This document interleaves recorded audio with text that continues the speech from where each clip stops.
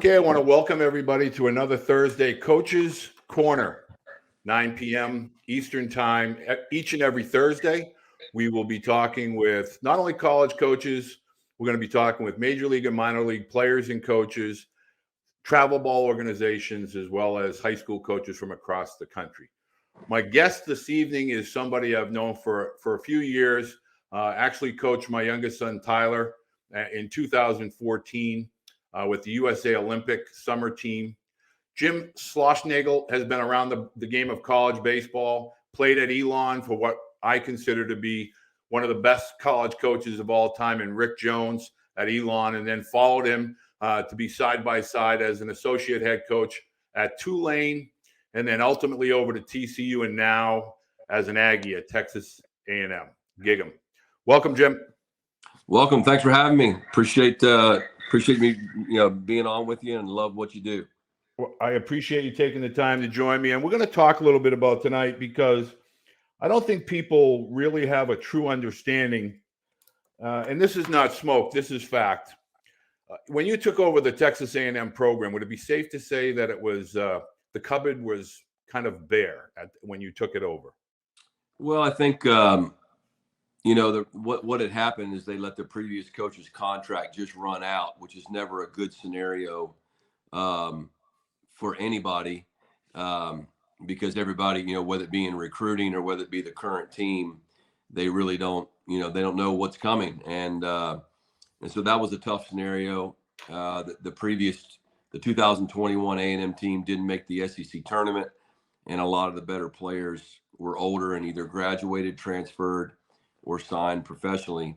But we did inherit some very talented players that had just, because of the culture, the way things had fallen in the last year and a half, had kind of underperformed a little bit. And that's not anybody's fault. That's not a statement negatively to the previous coaching staff.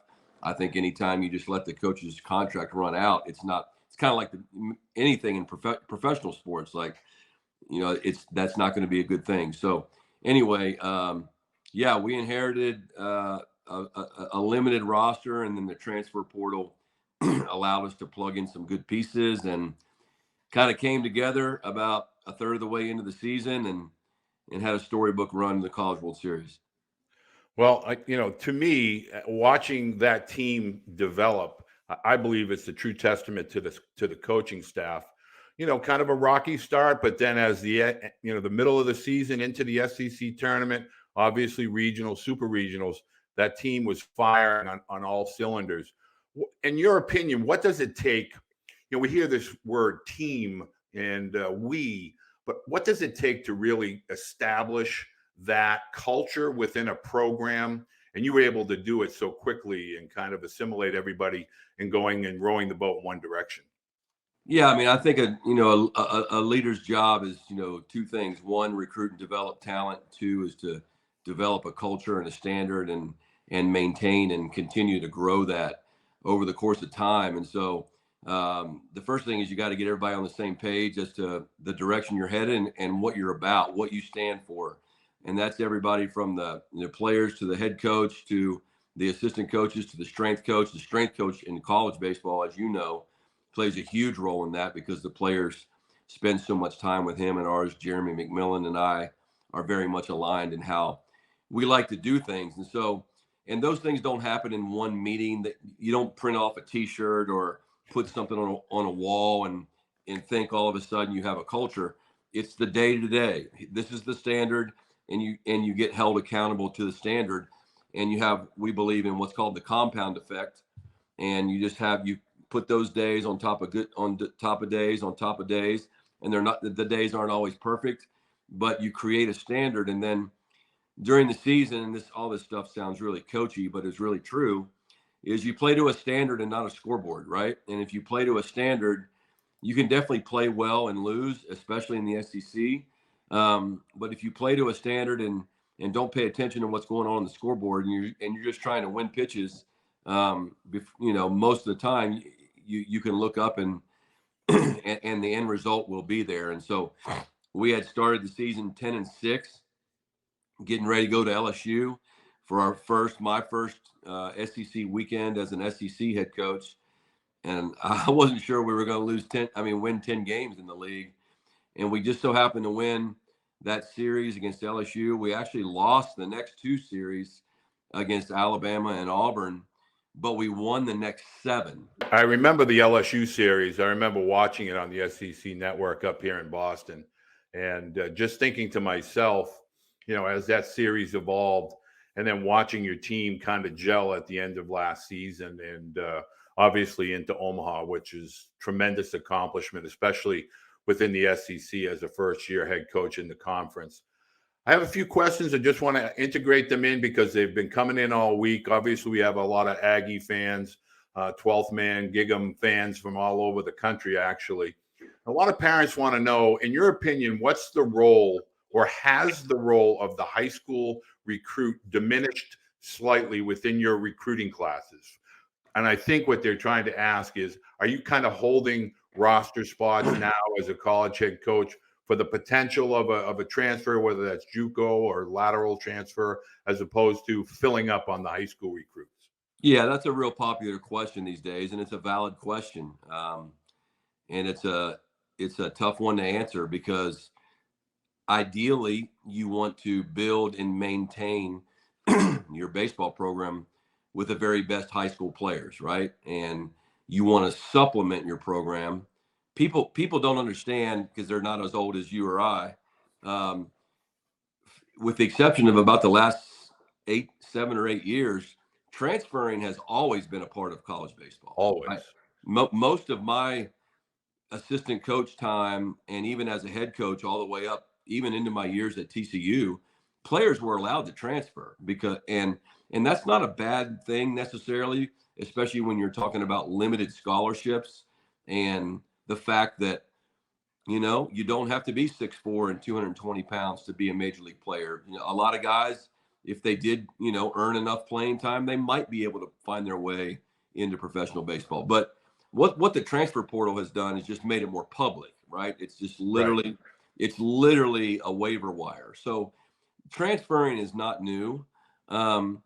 Ideally, you want to get your program to the point where you're developing the high school player, and you have the very best high school players come into your campus, and you supplement the program with the transfer. In other words, hey, we just lost a shortstop in the draft. We really can't afford to go into this year with a freshman shortstop in the SEC. Let's go ahead and grab that guy, right? And taking a grad transfer is different than taking, the sophomore transfer or the freshman transfer. The freshman or sophomore is going to be in your program for a couple of years, whereas the grad transfer, like we had last year, Troy Claunch, our catcher from Oregon State, Cole Kaler, our shortstop from Hawaii, Dylan Rock, our 3-hole hitter from UTSA, Jacob Palish, a left-handed pitcher from Stanford. All those guys were kind of one and done type players.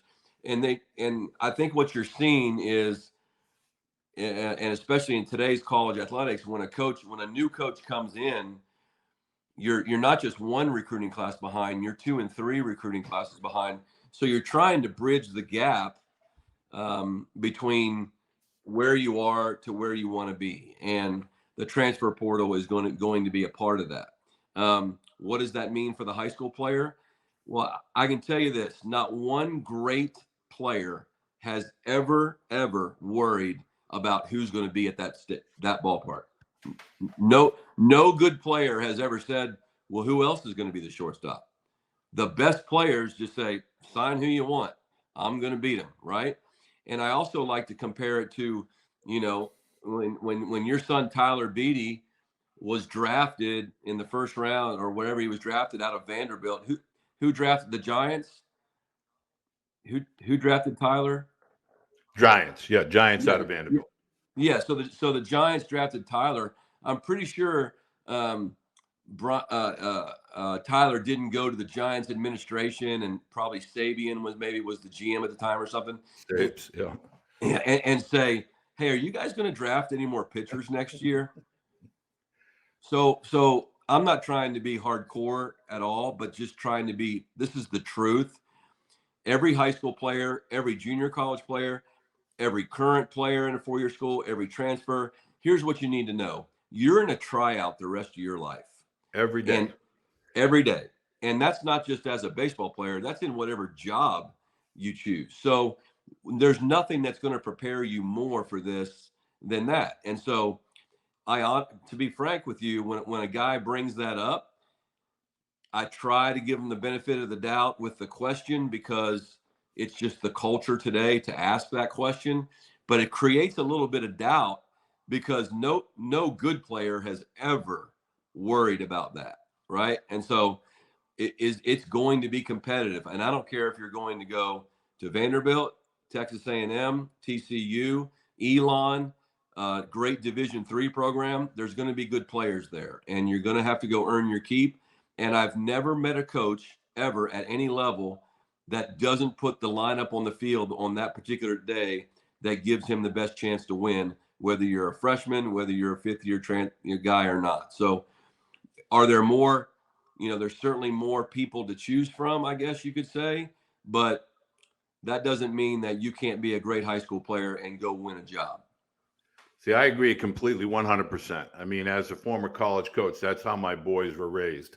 So in today's world, when I'm discussing this topic with parents, and Travis Jewett kind of alluded to it last week, hey, listen, for the rest of your life, once you step on a high school varsity field, you're trying out every day. Because if you're not doing your job, if you're not being that teammate, and understanding and excelling in your role, a coach's responsibility to the team is to put the best 9 players each and every day, each and every inning, each and every season. So I'm glad to hear the candor, and so that parents And I can think, kind of hear that. yeah, and I think one more point too is, everybody hears about the Alex Bregman who comes in, or Dylan Cruz at LSU who has a great freshman year, but no one ever talks about the 95 other percent of guys. Here's what everybody needs to know. The biggest jump that a player is ever going to have in his career is from high school baseball, especially to elite Division I baseball. That jump is massive.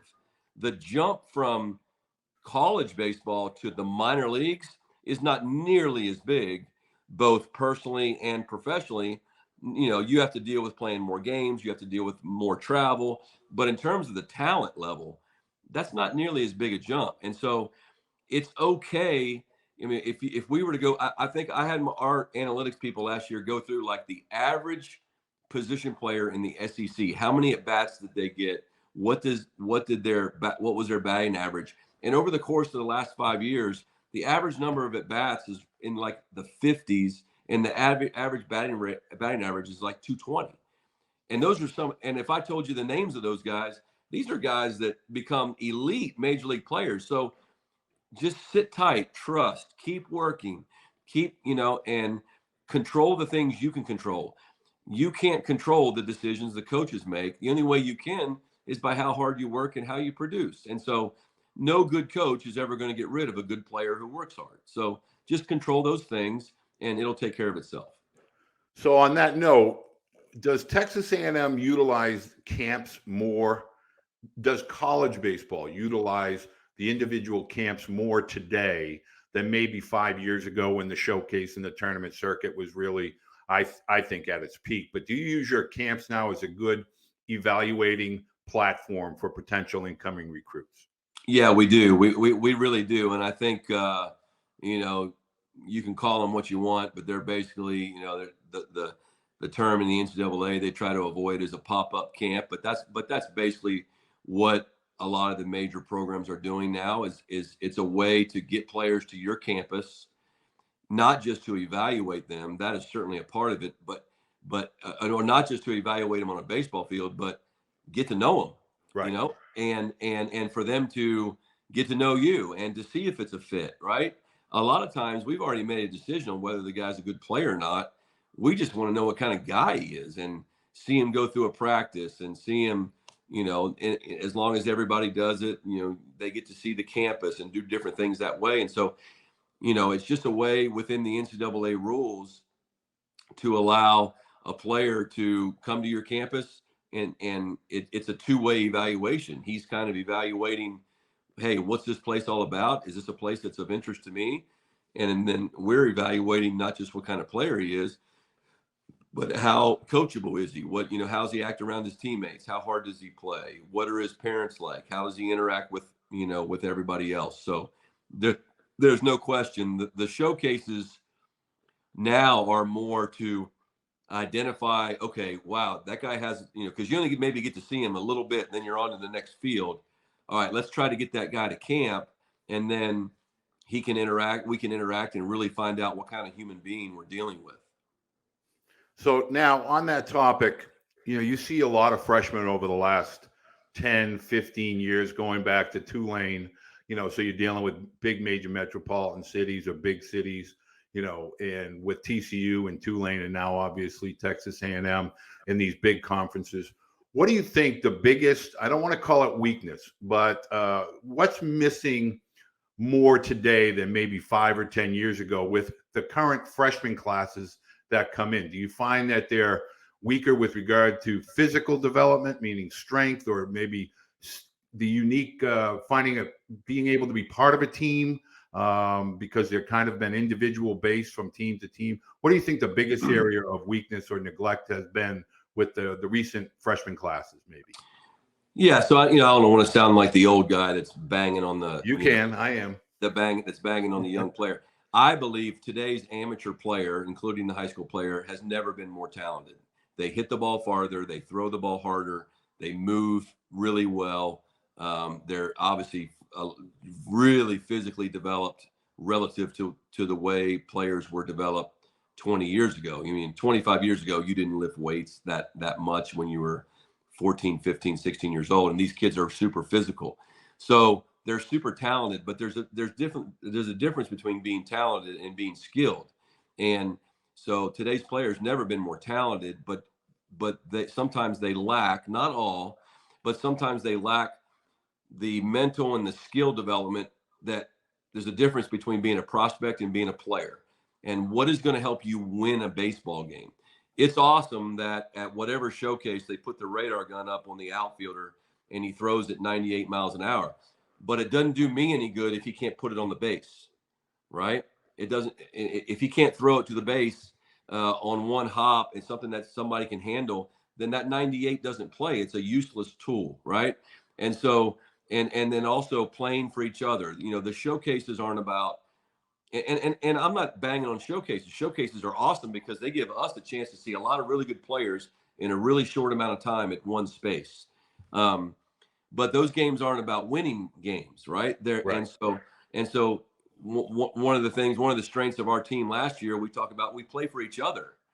You're playing for the guy behind you and the guy in front of you and the guy to your right and the guy to your left. And so there's a difference between playing showcase baseball and playing what I would call winning baseball, being a winning player. And that takes some time. Base running, right? Base running counts. The ability to play good situational baseball.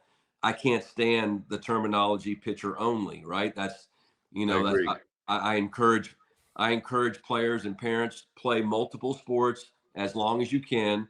And if you become a guy that says, you know what, I don't want to do that, well, then train as if you are, because now we have an age of pitcher. It literally just happened in the Yankee game where they can't field their position, and right. and they can't throw to bases. They can throw at 97 to the plate, but they can't field it and throw it to the bases. And so that gets exposed in especially in college baseball. It really gets exposed. So just trying to really develop yourself as an all-around athlete and a good mover, will really set you ahead of everybody else once you get to school. Well, can you kind of just two more questions quickly? I know I want to keep it under 30 minutes if I can. Want to talk a little bit about, the mental portion of being a college athlete. I refer back to Tyler going from a high school senior to a college freshman, and they were playing Fresno State in a fall game. And and he gets his rear end ripped. And then his first college start is out at Palo Alto, against a stacked lineup at Stanford, and he gets his teeth kicked in. So there's a mental, as you alluded to, it's the biggest jump regardless of the level of college, but from high school to college, can you talk about that mental makeup that those high school younger student athletes getting into college, how long it takes to kind of be able to figure out that it's a routine, it's a daily discipline, and what it takes to mentally play, 60, 70 games if we're going into regionals and super regionals? Yeah, I mean, we could do an hour-long show on this, and that's really what separates the great players, both in college and in professional baseball, is your ability to handle adversity, right? And it's the old equation everybody's heard: E plus R equals O. The event, which you can't control, plus the response, which you can control, is going to equal the outcome.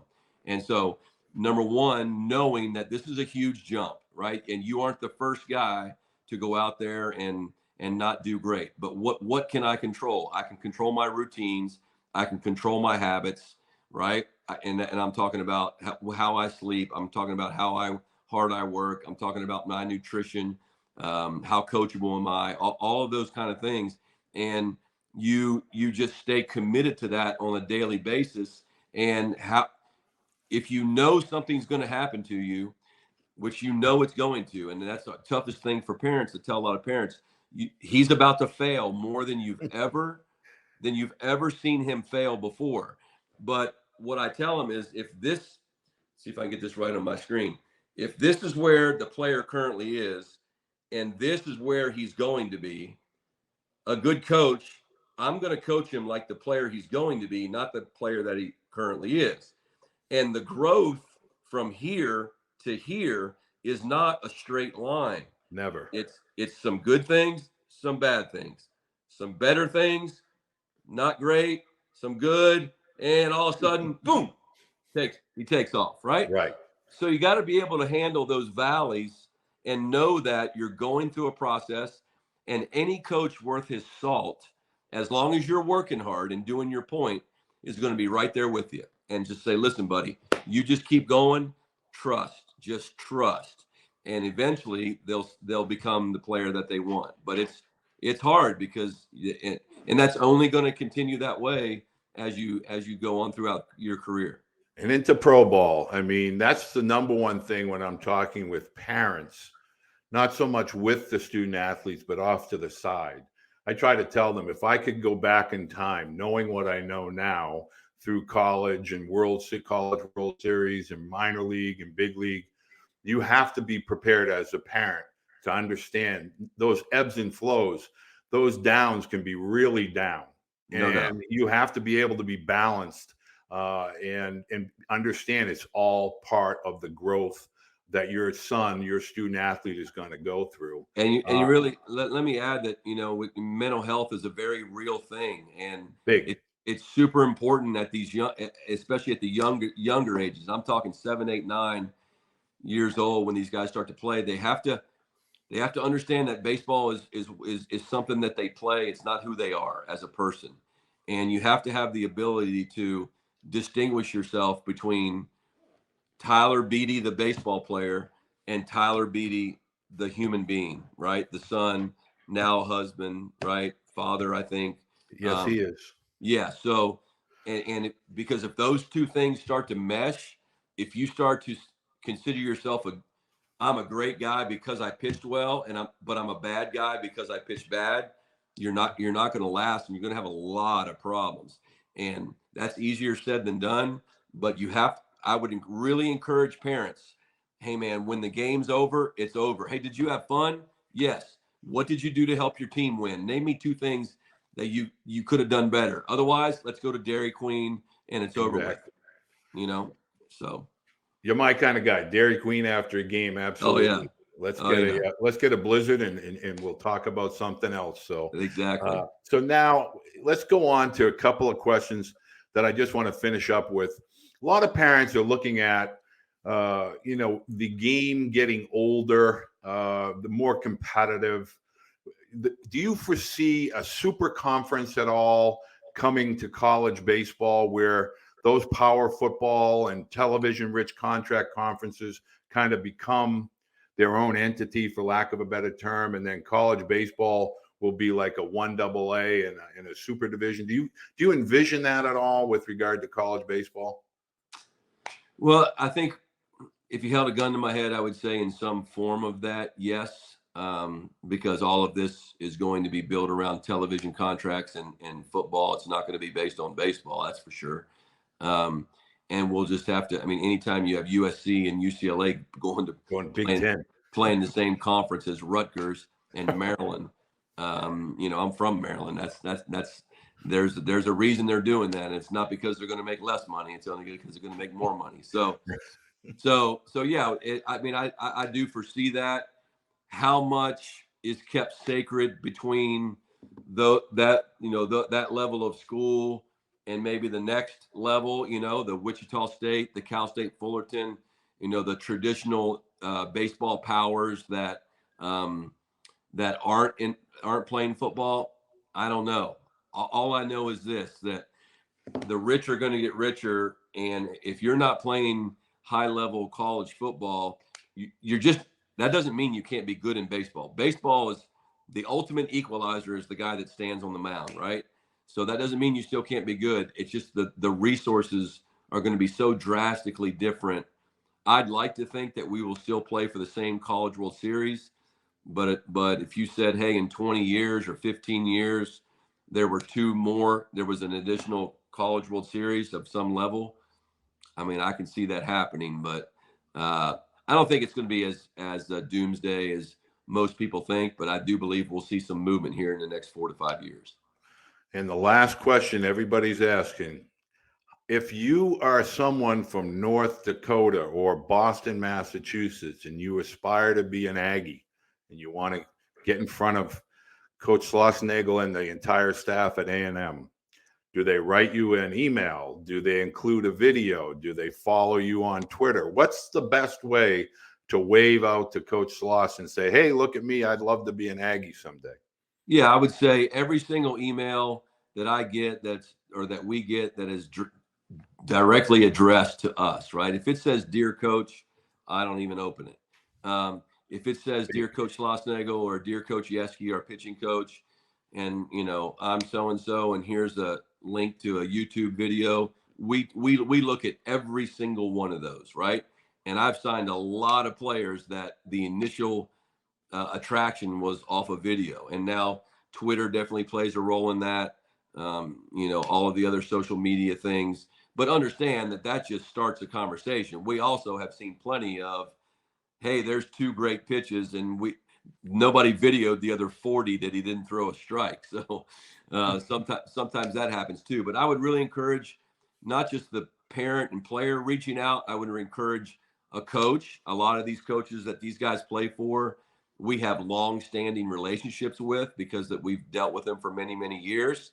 And then going back to the camp, if you're a guy who is really interested in Texas A&M or you're really interested in UCLA, then go to that camp, and that's the best opportunity for them to get to know you and for you to get to know them.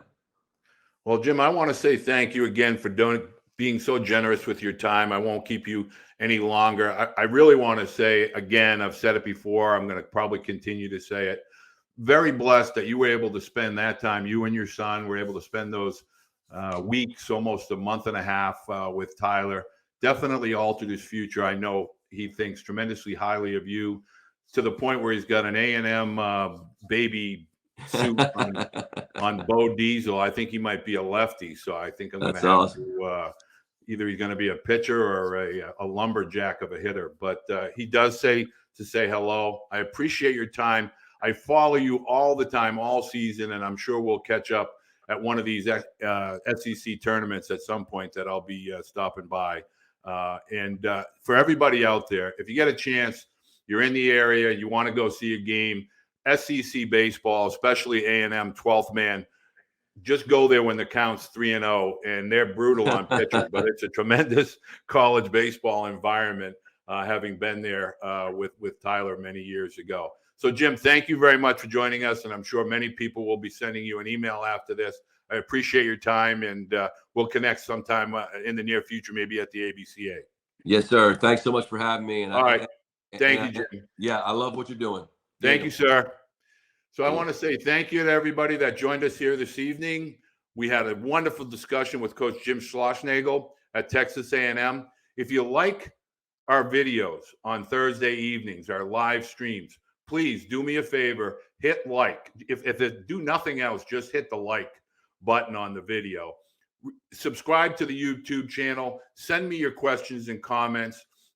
Next Thursday, we're going to have 7-time national champion LSU Eunice coach Jeff Willis will be joining us. Future guests will be Eric Bakich at Clemson University, Mike Baxter at Vanderbilt, John Casey at, let's see, where is he now? He's at, not Roger Williams, he's at, he was at Tufts for over 40 years, and I'm going to get shot for not remembering. But we're going to have a whole litany of coaches joining us through the month of November and December into the holiday season. Thank you for joining us tonight, and we look forward to next Thursday night with Coach Willis. Thank you and good night.